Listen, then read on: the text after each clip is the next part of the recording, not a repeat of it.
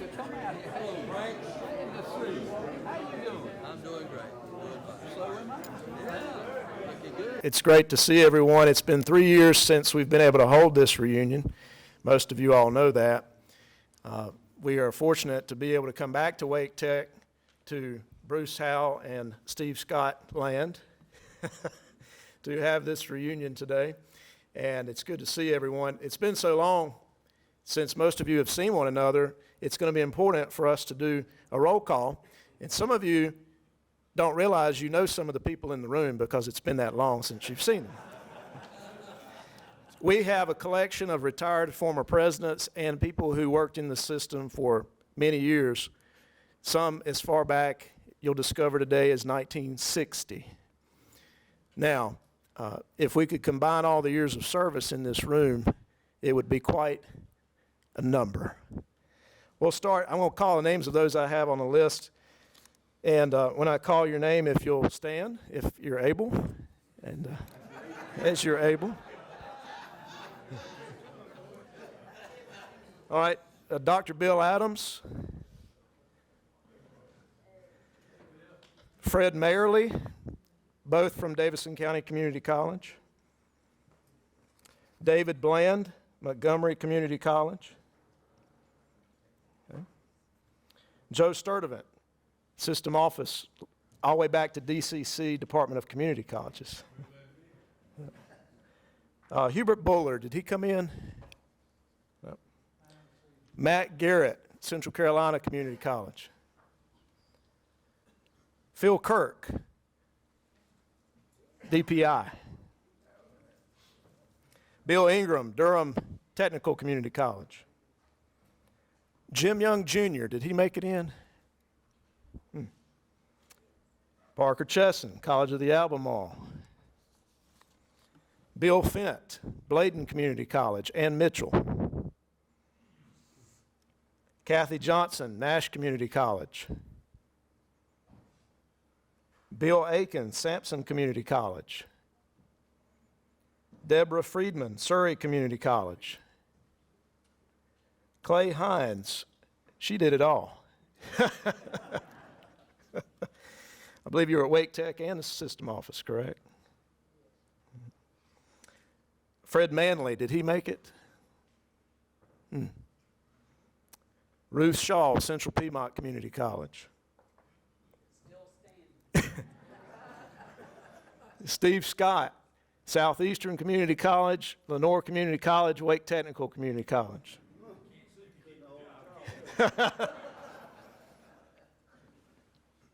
Suzanne Adams, did she make it? Debbie Lamb, Edgecombe Community College. Jim Owen, Guilford Tech Community College and Piedmont Community College and the system office. Dolores Parker, she didn't make it. Lee Hammond. Lee, all right.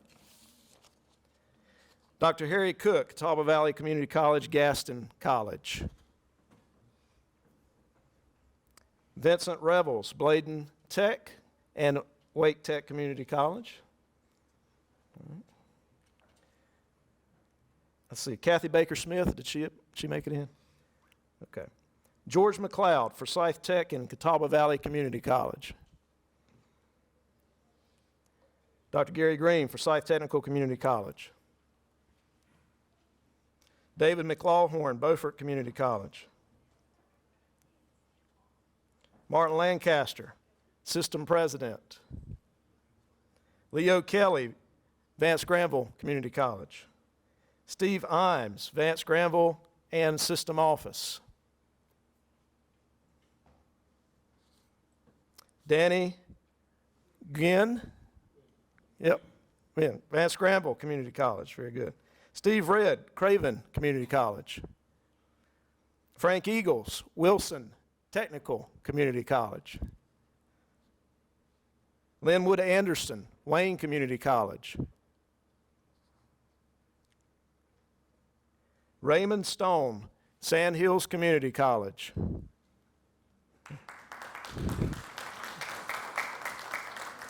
Gene Clayton, Asheville Buncombe Technical College.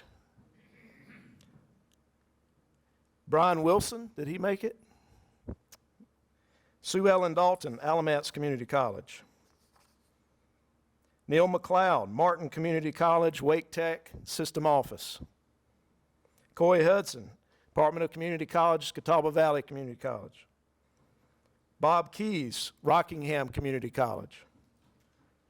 Donald Bryant, Carteret Community College. Is Wilson Wainwright with you today?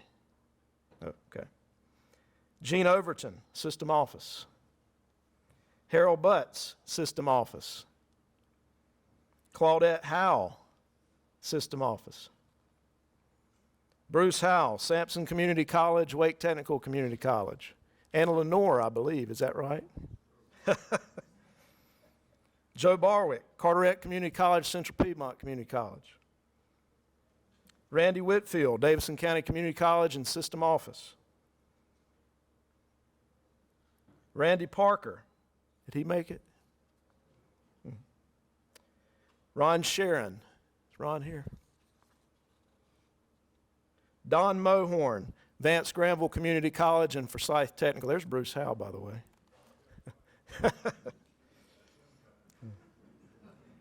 Ann Britt, did she make it?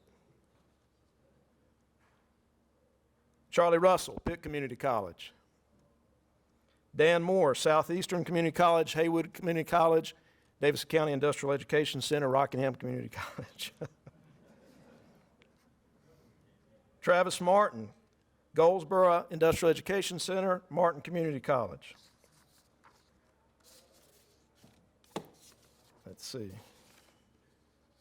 That may be, I believe that gets everyone. Is anyone's name I did not call? Yes. Nicholas, my grandson.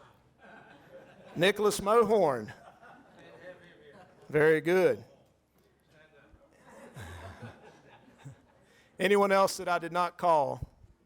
There's Raymond. Mabel Howell. Lenore Community College. Okay, very good. I think we've got everyone accounted for that's here at this time. At this time, I'd like to turn it over to Dr. Parker Chesson for his remarks.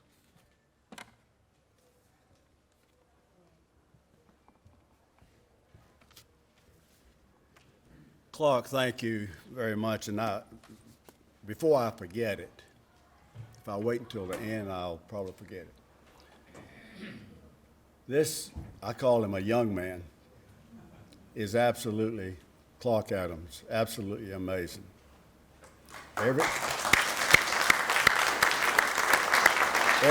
Everything that you see here, this required some research, and if you've been a president in this system, he found a photo, either in a college yearbook or a newspaper, an endless variety of things. Clark, you do an amazing job, and we would not be here today were it not in the way we're doing it, if it were not for your hard work. We deeply appreciate it. And he's got an encyclopedic mind. I'm not going to put him on the spot, but I see Steve Red sitting there, and I'll guarantee you I can turn to Clark and say, Clark, when was Steve Red president? 1990 to 2000. There you go. I mean, it's absolutely amazing. Thank you for all you do for us. And it has been pointed out, it's been 3 years since we've done this. A lot has happened in the country, the economy, the system, our families. It's quite different, and I don't know that we'll ever return to the way it was in 2019, the way we deliver education and businesses do their work and that type of thing. At this point, I want to recognize a representative of Wake Tech. Scott Rawls could not be with us today, but to give us a proper welcome from the current administration is Dr. Gail Green. Gail?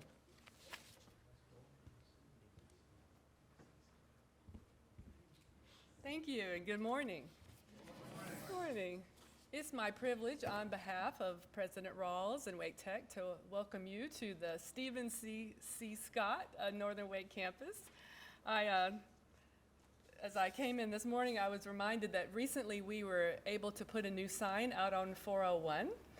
It's a lighted sign, and I took a picture for Dr. Scott and I sent it to him, and I said, "Look, your name is finally in lights." And so if you drive by out on 401, you can see it in the morning. We're very pleased that you can use this space. This space and the atrium are about my favorite spot on this beautiful campus, and we're so pleased that you can be here and use it. And Scott did ask me to let you know that he's sorry to miss you. He's in the other end of the state today, but I'm sure hope you'll come back again, and he'll be able to be here with you. And I'd like to say on my own behalf, Dr. Howell hired me 20 years ago. Did you know? It was in July 20 years ago. And I made that change mid-career, really. I learned about community colleges in my doctoral program at State.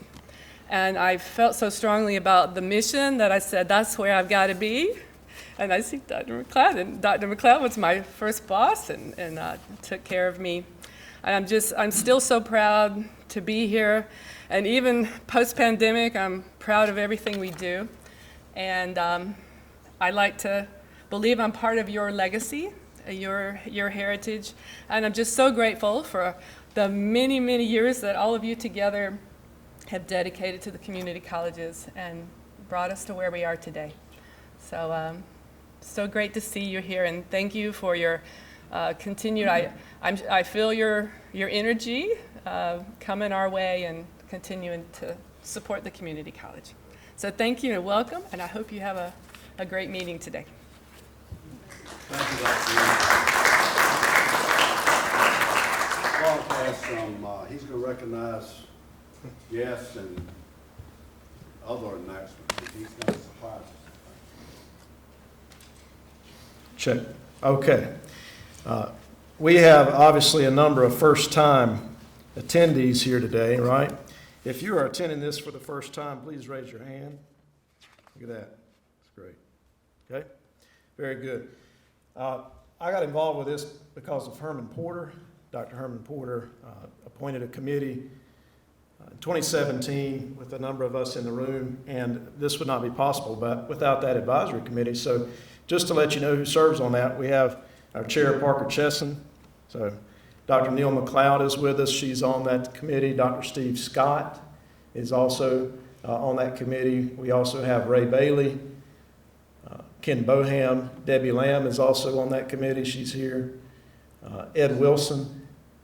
And am I missing someone? I think we've got most of them that we've mentioned here. So they help us coordinate this reunion each year and make it possible. And we're happy to be able to come back and do this again. Before Herman Porter passed away, he impressed upon me to not forget the pioneers. You know, Herman was a pioneer. If you remember Herman, he started the Department of Community Colleges in 1963. But he said, don't forget the pioneers and our heritage. You know, that was what Herman would say if he was here, isn't it? Those of you who know him.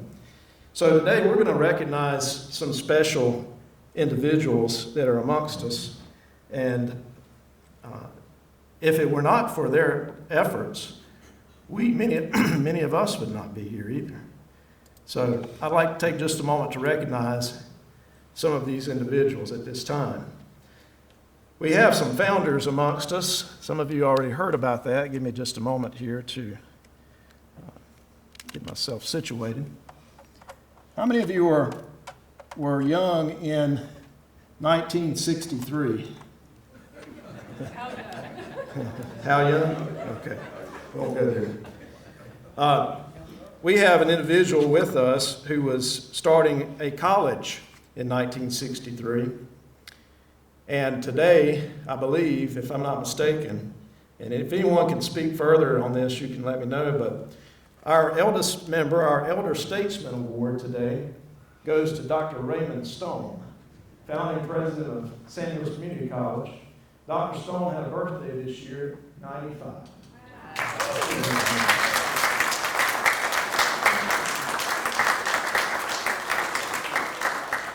Dr. Stone. It's a joy of my life to have been a part of the start of the community college system and to start Sand Hills Community College, as you said, in 1963. So, I'm an old 95-year-old now. I can't see much, I can't hear much, but otherwise I'm in good shape. I have a little burger once a week. Let's put it that way. But anyway, I'm glad to be here, and it makes me feel so good to be among my community college folks.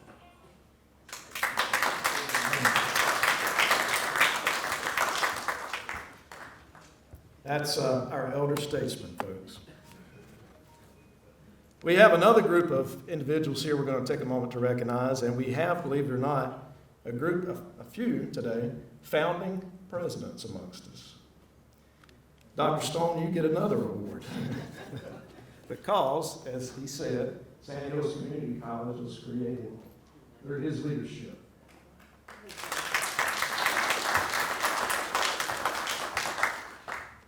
We have another founding president who's with us today, who started Montgomery Technical Institute in 1968, Dr. David Bland, founder of Montgomery Tech.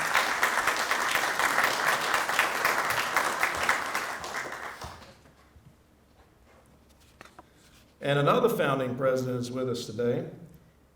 He started Henderson County Technical Institute in 1969. It later became Vance Granville Community College, Dr. Don Mohmore.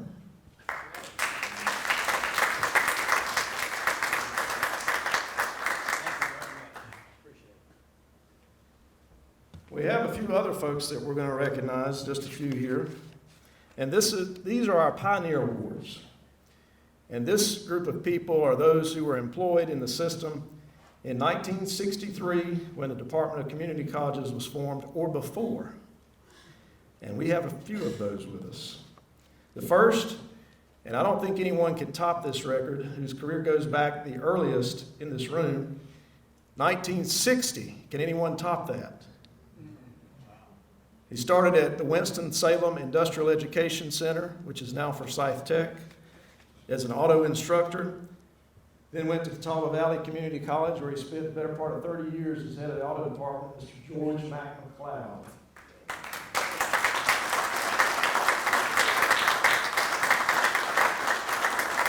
George also had a birthday this year, and I believe you said 94, right?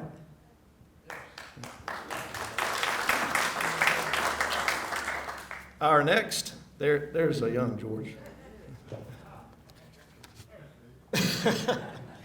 Our next pioneer started in the system in 1961 at Goldsboro Industrial Education Center, which later became Wayne Community College. Dr. Travis Martin.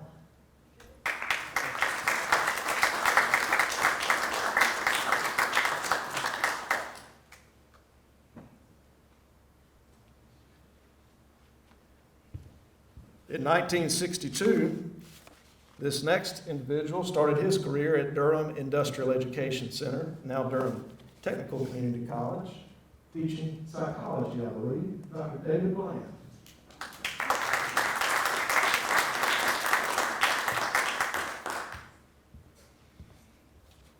And in 1963, when Davidson County Community College opened in the summer of that year as the Davidson County Industrial Education Center, this next individual was hired that summer to start the drafting curriculum, Fred Merrily.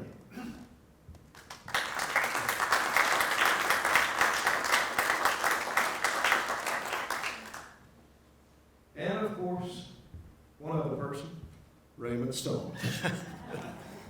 Raymond started his career, but one thing I want to say about Dr. Stone, some of you all don't know this, he actually helped craft the legislation 115A that created our Department of Community Colleges, correct? In 1963. Let me tell you, folks, I was working with Governor Terry Sanford. He said to me, "Is your baby delivery?" So I had to push the bill through the legislature, and we created the community college system May 17, 1963. Now, back in the 50s, Governor Hodges started what is called the industrial education centers scattered across the state from Asheville to Wilmington, but the community college system really started in May of 1963. It's a comprehensive system. Dr. Stone worked with Terry Sanford, Bill Friday, and Dallas Harry, and Luther Hodges. And that's why he got 3 awards today. A final award today is our service award, and I think this will blow your mind. I don't think anybody can top this. This may be a system record. This is a service award for the individual who has spent the longest period of time in our community college system, still working full-time, had to miss work to be here today. He's in his 58th year of full-time service. Dr. Harry Cook. Dr. Cook, stand if you would. He is still director of the library at Jackson College.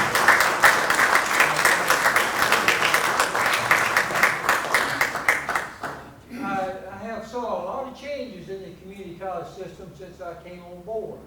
It's a great place to work. I love it, and it's a tremendous asset to this state. We definitely need it. We need to turn out all the individuals that we have, especially in the crafts trade there. The apprenticeship programs are definitely needed, and they're great. But when I first started, we were typing cards with a typewriter for the library. Now we're typing everything on the computer, all the databases, books, etc. It's a digital world now. It's really changed over the years. And I appreciate all the people I've worked with. I think they've all done a great job. I look forward to putting in quite a few more years.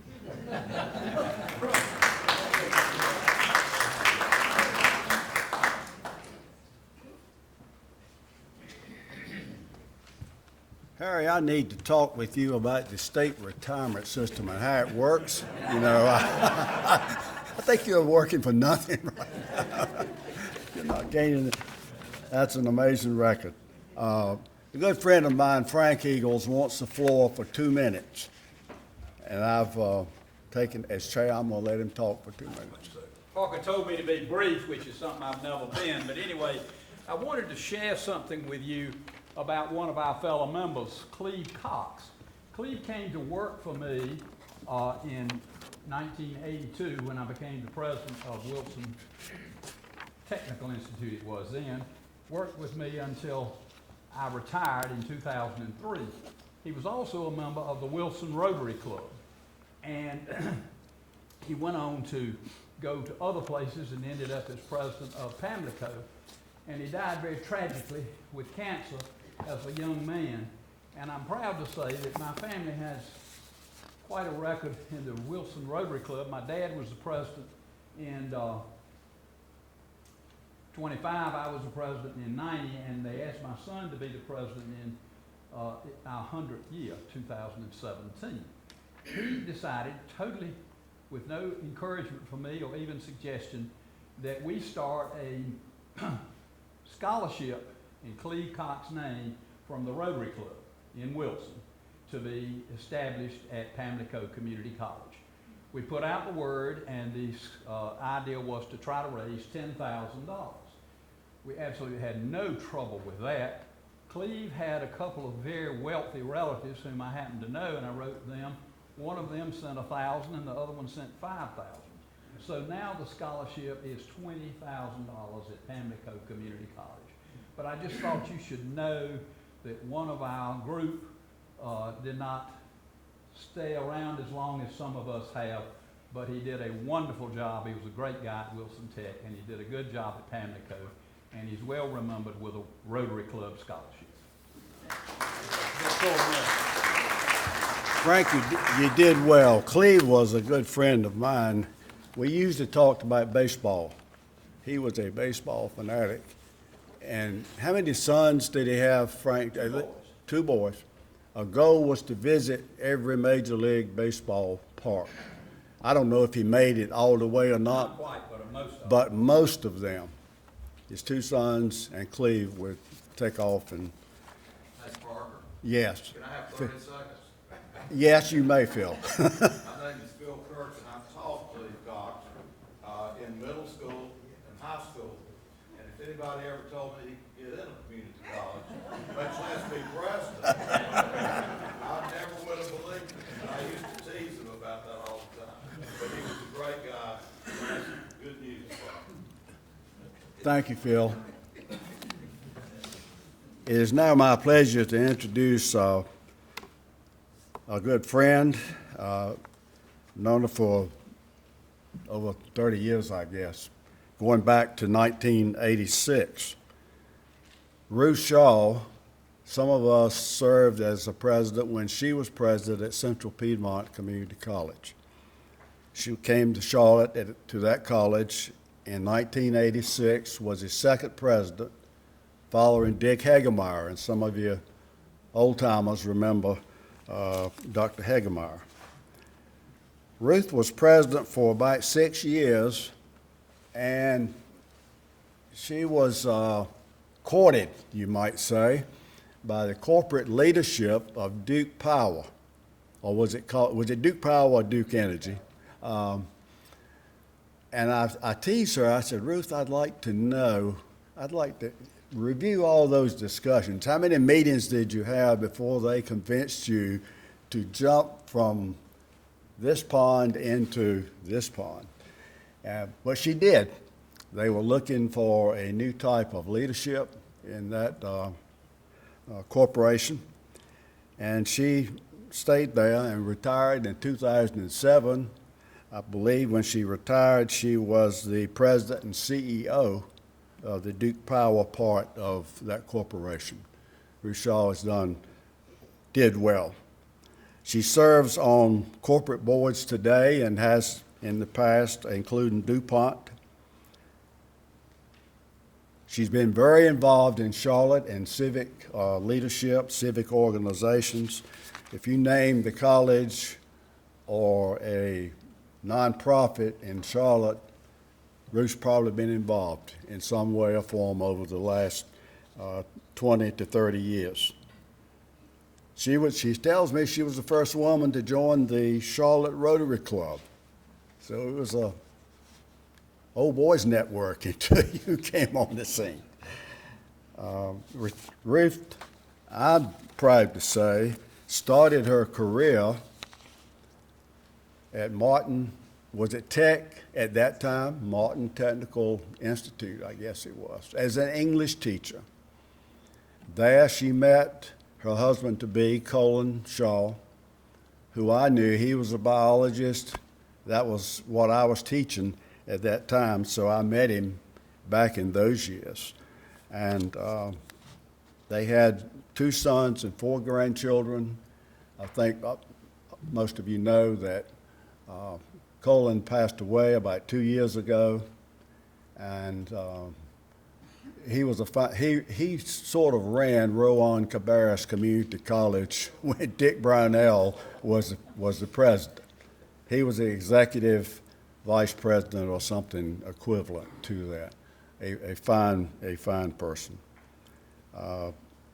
Ruth has moved to Chapel Hill just in the last 30 to 60 days, and is now residing with a son and his family and grandchildren all around here. If you're on Facebook, look up Ruth Shaw. You'll see what she's doing almost every day involving her grandchildren. I'm very pleased to introduce Ruth, reintroduce her to many of you to speak to us today. Come forward, Ruth.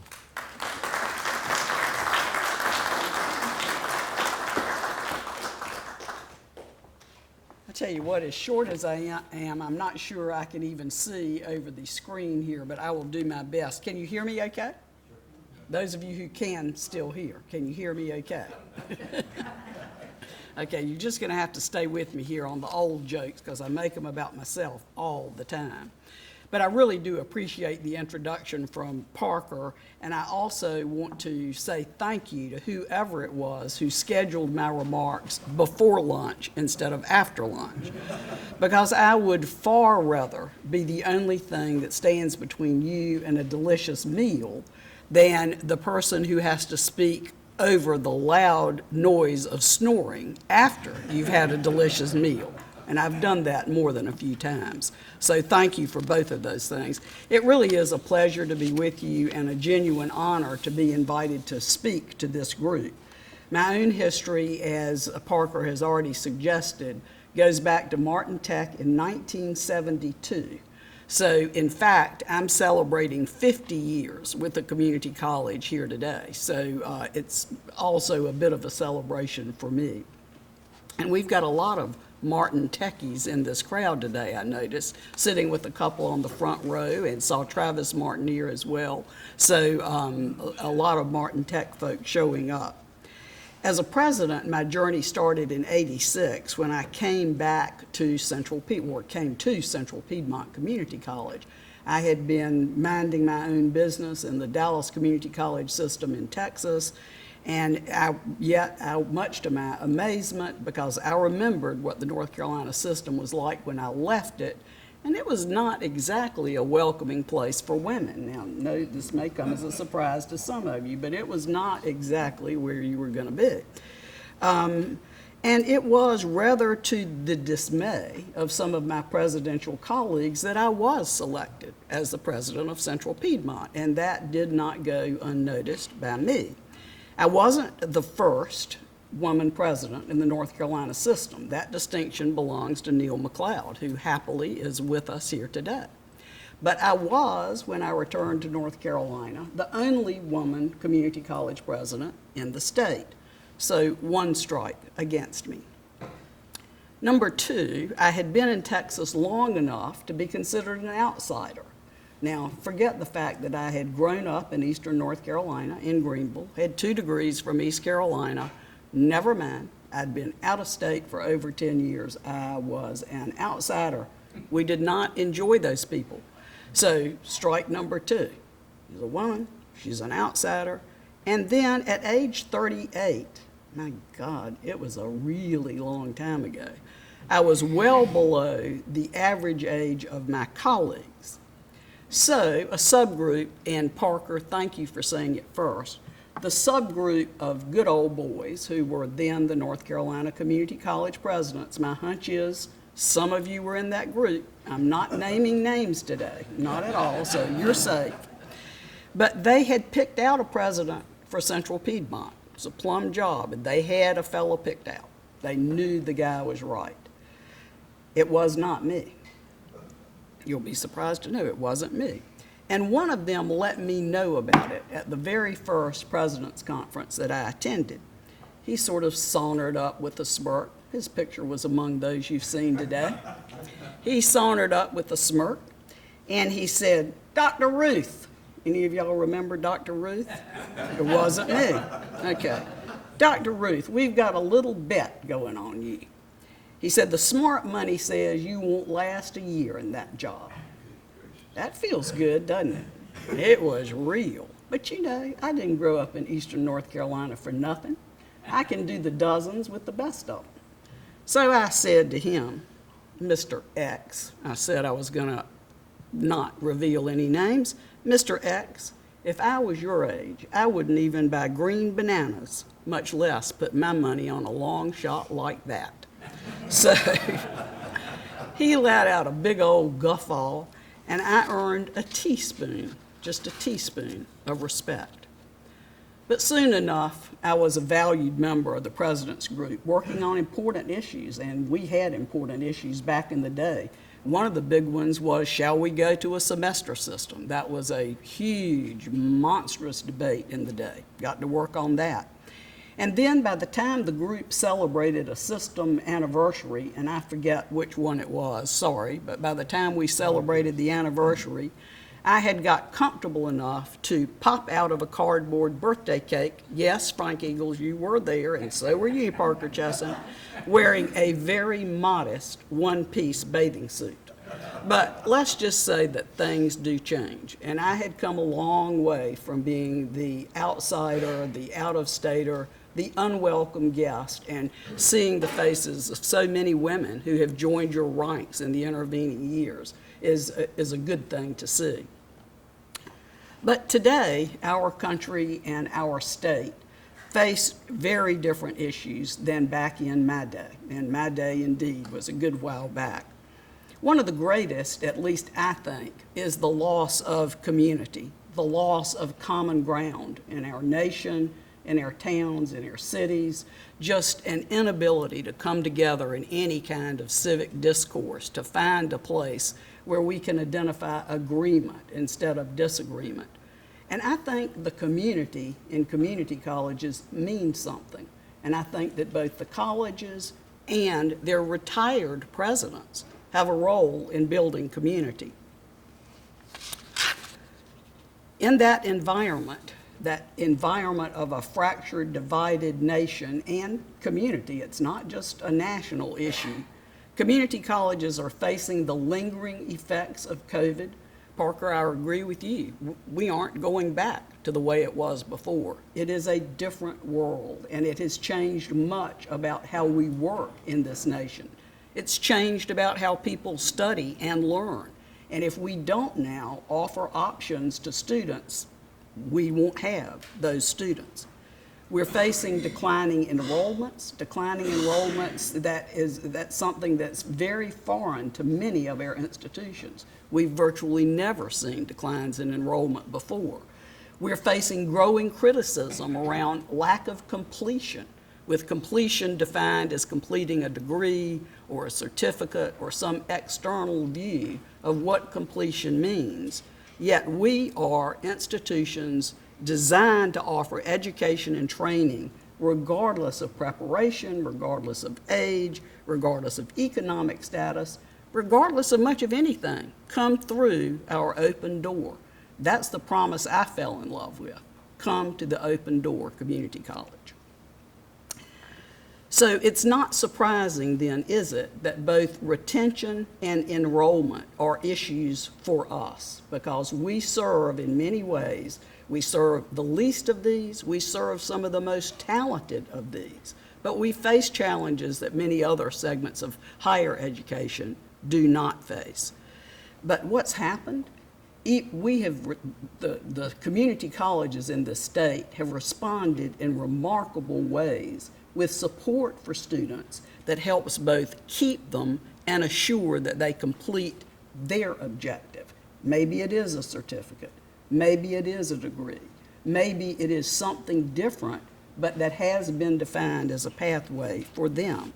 They've offered financial support, transportation, food, housing assistance, and in doing so, all of these colleges are strengthening our communities. The examples are pretty inspiring.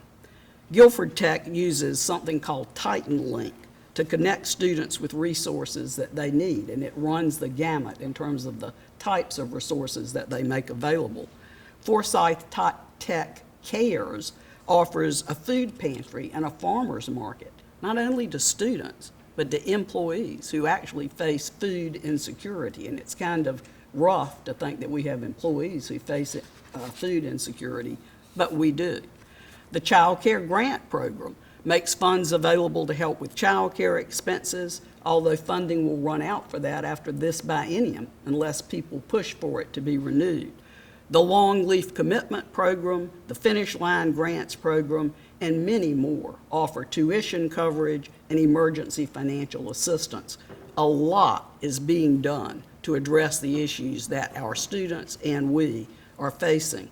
Even mental health issues. Now, we hear a lot about mental health these days, mainly after a mass shooting, unfortunately, but that's when a lot of attention is suddenly drawn to mental health issues.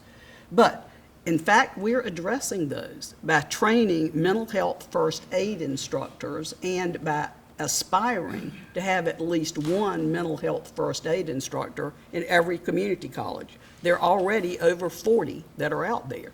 It's pretty astounding to me. I can assure you that in my day, that wouldn't have been considered.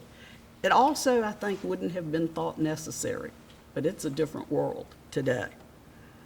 So I don't even need to tell you anything about the alternative course delivery. You know it all. It was, and again, it's not new, but it is expanded in a way that I would have never imagined. It's not just courses on TV with a live instructor standing in front of a chalkboard. As I recall, that was remote learning back in the day. But we've got so many more options with students able to participate in ways that work best for them. On campus, hybrid courses, some online, some on campus, in another location in the service area. A lot of colleges are taking the services where the students are. All these programs are remarkable, and they are all expanding access and success to higher levels than we did, again, back in my day, continuing the fundamental mission of community colleges. Smooth transfer programs like NC State's C3, that, what do they call it, the community college collaboration. Applications are free for anybody. Anybody, and as you know, that's not true for most college applications. You got to pay. But C3, sign up, free. You may not get in, but you can apply for free. It's a model that we would have only dreamed about when I left Central Piedmont. More opportunities for community college students to make both a good living and a good life. The challenges are real, but so are the responses, and that's what makes me proud when I see what our successors, the people who followed us in these roles, not the old pioneers, but the new pioneers, and they are doing some outstanding work. But the politicization of higher education generally and community colleges specifically, along with the lack of common ground, is a place where we can all help. And I think it's a place where retired community college presidents and their families, I see a lot of family members here, can make a difference. We're enjoying such success in attracting high-tech businesses. I mean, it seems like every week I read about some new fantastic announcement about new jobs coming to the state of North Carolina. And more of them are high-tech kinds of positions. So our business environment in this state is very strong. But we're not funding education. We're particularly not funding community colleges in order to keep up with the needs of these businesses. It costs real money to prepare students for these jobs. And community colleges are not getting the resources they need in order to do that, whether it is in direct job preparation or in preparation for higher ed to get a required degree.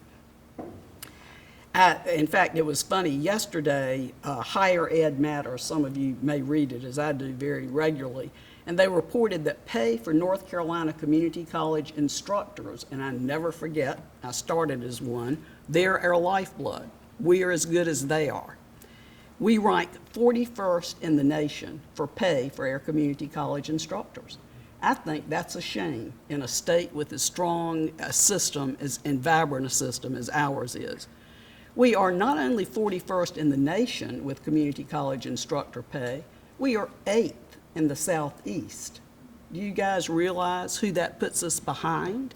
I don't know about you, but that makes me feel pretty rotten. You know, it should not be.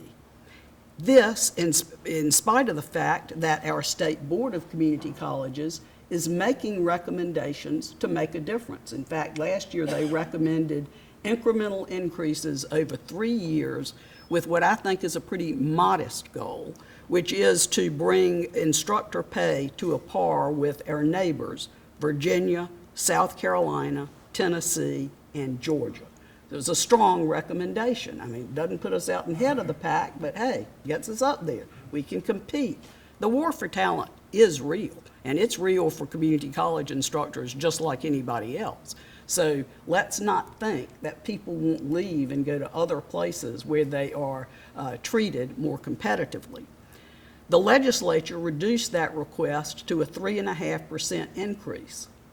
Anybody in here looked at the rate of inflation lately? It's a little bit higher than 3.5%, isn't it? Not working for them. And despite a budget surplus of $6.5 billion, and nonetheless, we don't have the political will and courage to take the steps to keep our community colleges competitive, to keep this state strong as we attract these businesses, as we fulfill our mission. But most, if not all, of the community colleges presidents in this room, many of whom I knew back in the day, others of whom I knew of, and some of whom are so much younger I haven't met them yet. But in any case, every one of you was an influence in your communities. Most of you still are. You have a voice that when you speak or when you write, people listen. And so my question is just, do you? This is not a time to be silent. If you care about these community colleges, as everyone in here claims to do, make your voice heard in the editorial pages, in whatever means of communication work in your communities, in your Rotary clubs. You be the one who talks about what the facts are in terms of funding for community colleges. You be the one who shares the information and builds support for these community colleges and what their needs are. It's not a selfish position. It's a position in the interest of our state, in the interest of the institutions you have loved and that you still care about. So my hope is that you will all continue your service by doing exactly that. You have great influence. Raymond Stone, I know that you have problems seeing, and you said you have problems hearing, but I don't believe it. But I know that you are still an influential man, and I know you can talk because I just stood there and listened to you mesmerized one more time. I hope you'll use your voice, which is still respected and highly regarded, just as I can use mine and everyone in this room can as well. And let's make the case for community colleges and fair funding. I am proud to stand among you, and I will end the separation of you from your lunch. Thank you very much.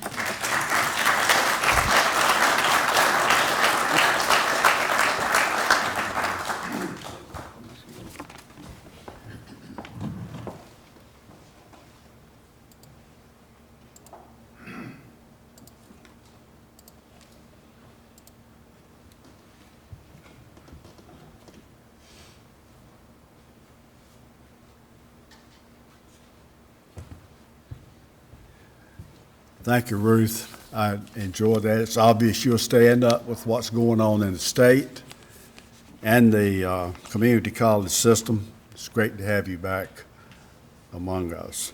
I jokingly told Colin Shaw, probably 10, 15 years ago, I bumped into him in Belts in Charlotte at the shopping, is it South Park or something, shopping center.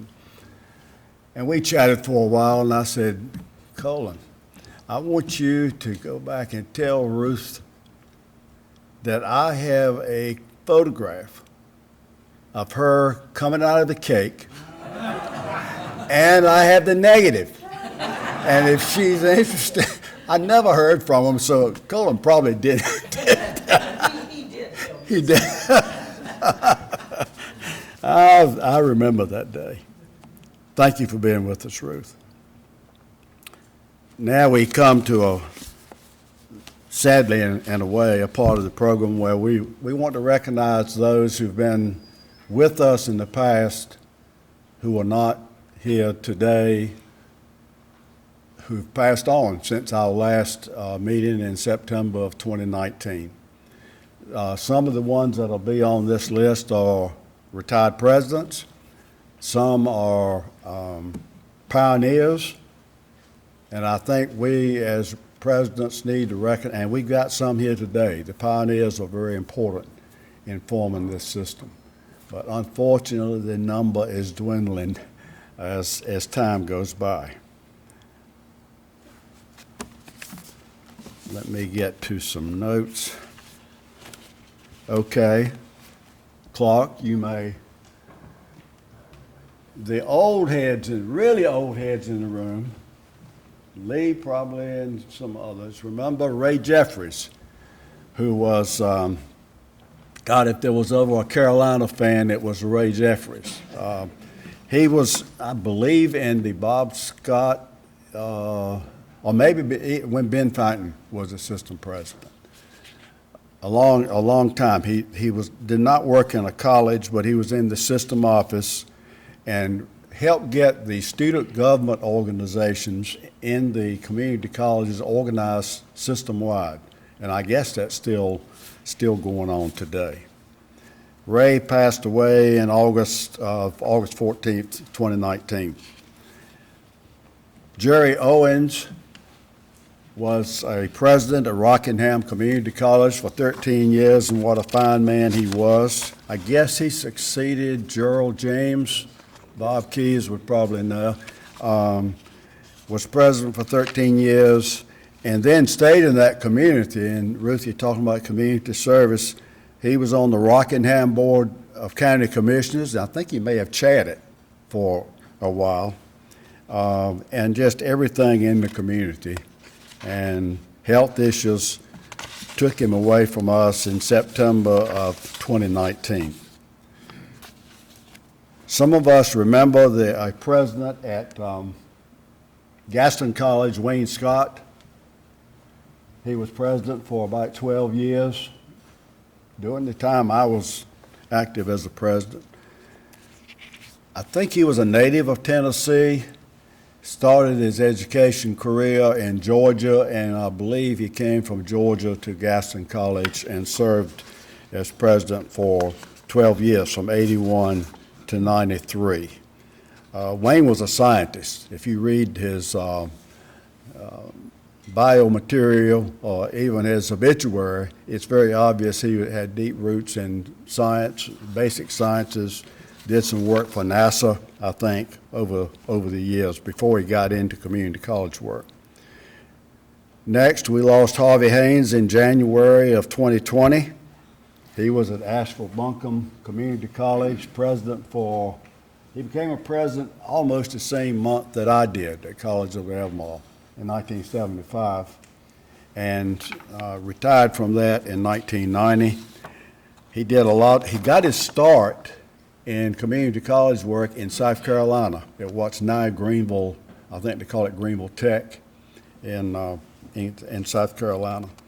After he retired, Harvey served on the Board of Trustees for 16 years. I knew he had served as a trustee, but I didn't know it was that long. And many other organizations in the community. He was a good man. He passed away in January of 2020.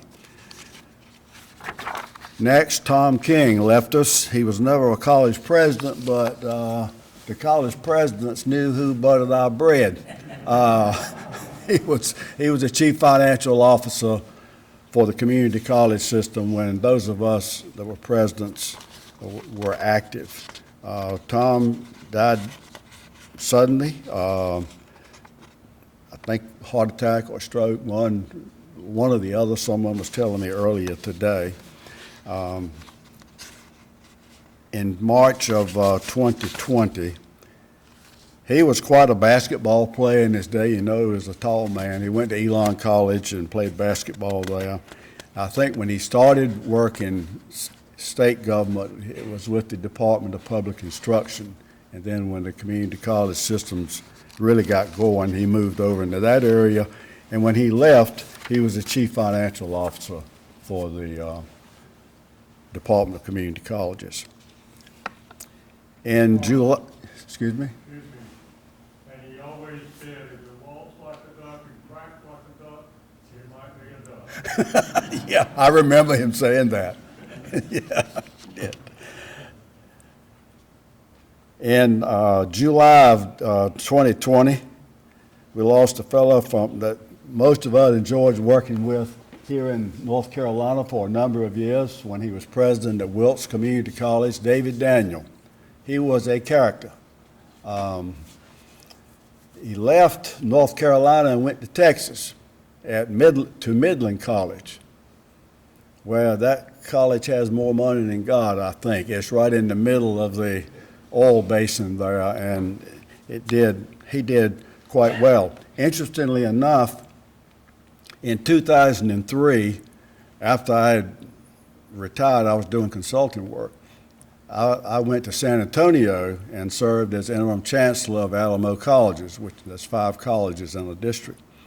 The first president's meeting, the guy who introduced me to the group was none other than David Daniel, and he was the same old David that he was here in North Carolina.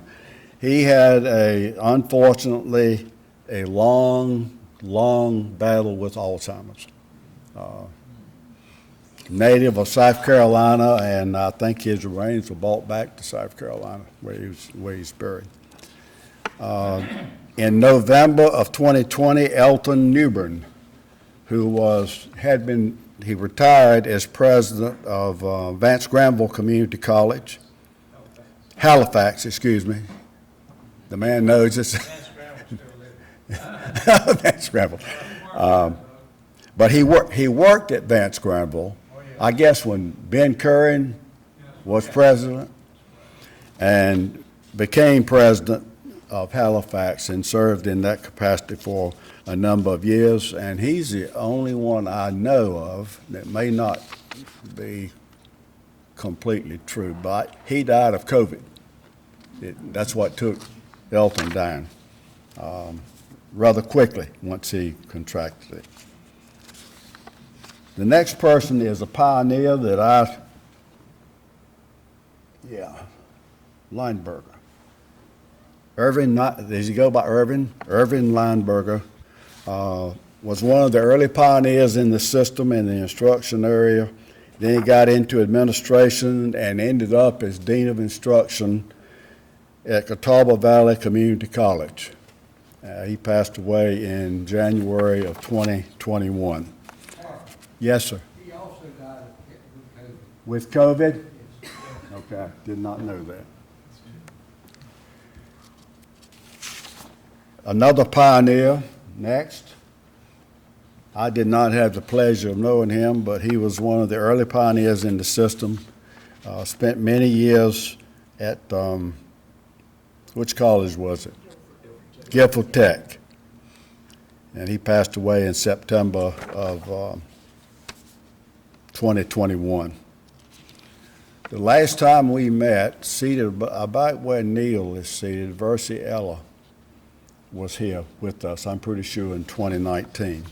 And those of us at the colleges that had allied health programs or nursing programs, she was the one that made the train run in the system office when it came to helping plan those programs, and I think she had come to several of our reunions.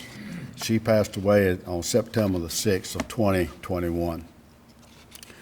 I did not have the pleasure of knowing Dr. Collins.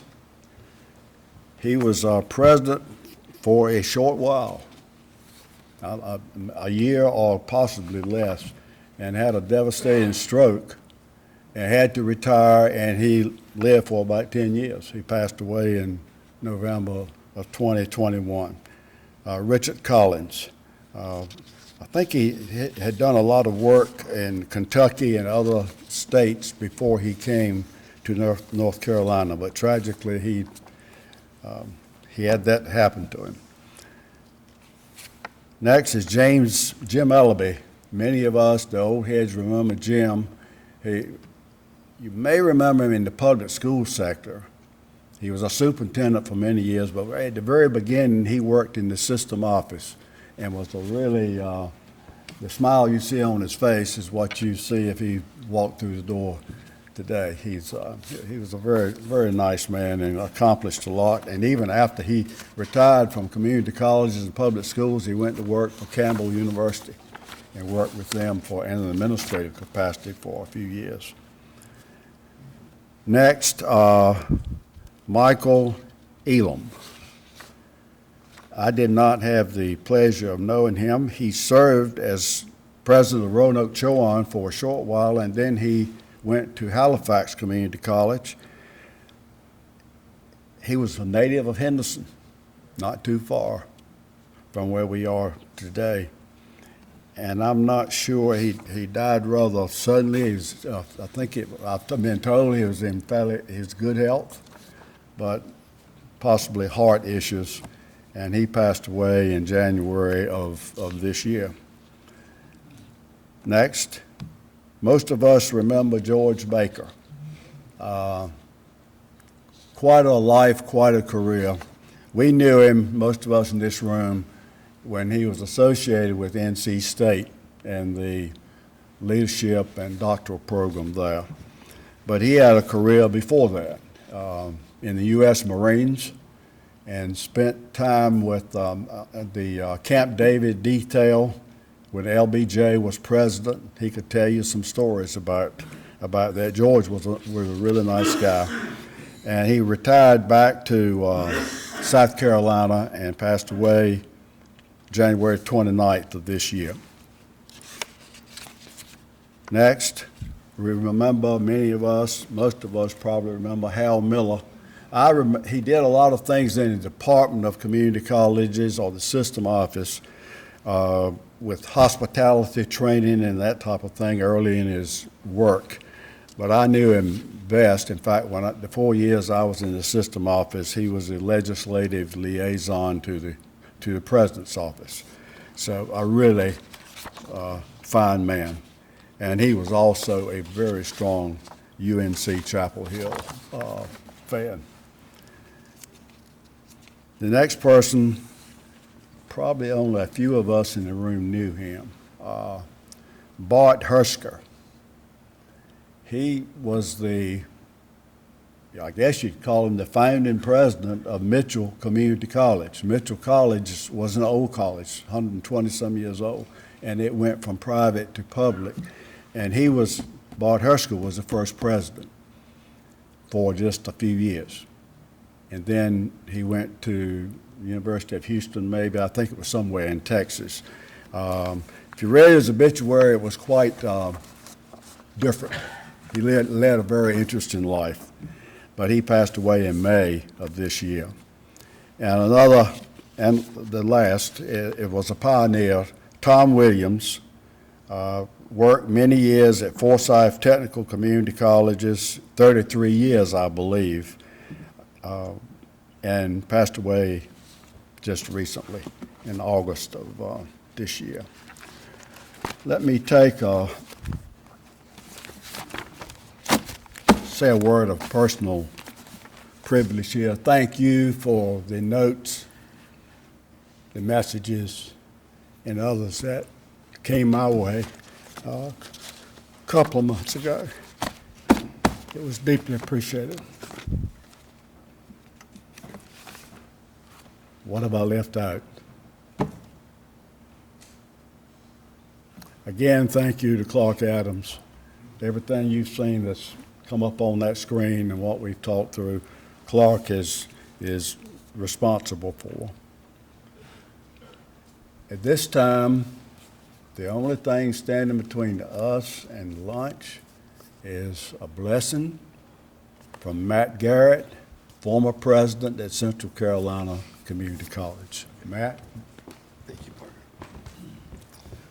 Well, good afternoon. Good to be back among a lot of friends here.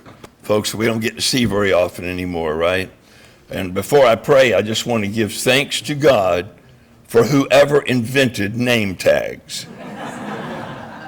I remember when I was about 10 years or so ago when I retired as the president of CCCC, we had about 400 employees, and I was able to call all of them by name upon facial recognition.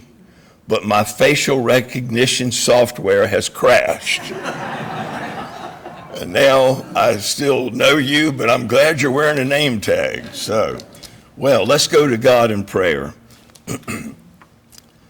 Dear God, Lord, in this room, we've all got our own concept of you, and whether we know you as God or as a higher power, we take this moment to acknowledge that we are blessed.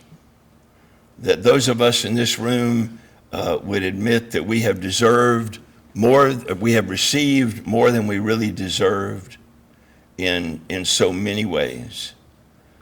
And we thank you, and we're humble, God, that you gave us many talents, many helps along the way in our career, in our private lives. You have blessed us. We thank you. And now, Father, we also thank you for all of those who have served in the community college system and for this great system and the probably million adults in this state who have had a boost and a helping hand from the community college system. Thank you, God. Thank you for those who had the vision, the perseverance, the great commitment, the political clout, everything it took to pull this off. And God, we thank you for that. And now, most of us are not involved in that system anymore, but you have given us tasks to do, and we still have life, and we still have strength and resources, as Dr. Shaw has said. And so we ask you to help us to stay involved, to continue to do what we can to make this world a better place than it was when we found it. And help us to stay committed to that and serve others and give a helping hand where we can. Lord, we're about to eat a meal that we had nothing to do with. You created it, and now there's some fine folks who have helped to prepare it. We give you thanks for that. And we ask you to bless this food, that it would strengthen our bodies to serve you and to serve our fellow humans. Dear God, you know that I have complete respect for all other religious groups, and I have respect for those without religion. But I end my prayer as the way that I always refer to you.